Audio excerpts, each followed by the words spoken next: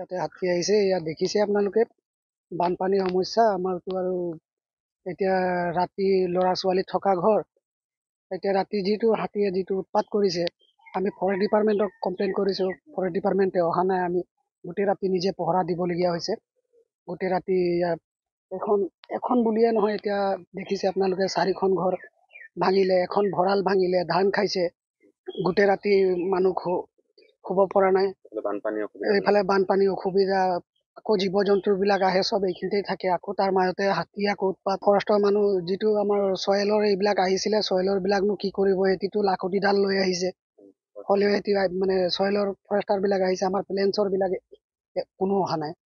আমাৰ বানপানীৰ কাৰণে অসুবিধা হৈছে, ল'ৰা ছোৱালীৰ কাৰণে, হাতীৰ কাৰণে অসুবিধা হৈছে। এতিয়া হাতী আহি ঘৰ চৰ ভাঙিছে 2-3টা, আৰু ধান ভঁৰাল ভাঙিলে। আৰু ফৰেষ্ট ডিপাৰ্টমেণ্টটো অহা নাই, ছ'চিয়েল ফৰেষ্টৰ আহিছিলে মানে। তাকে এতিয়া আৰু কি কৰিব, আৰু লাখুটি চাখুটি লৈ আহিছে আৰু ৰাইজৰ লগত আৰু সহায় কৰি দিছে আৰু আপোনালোকে মানে শুব পৰা নাই গোটেই ৰাতি? আমি শুব পৰা নাই গোটেই ৰাতি, ল'ৰা ছোৱালীৰো অসুবিধা হৈছে।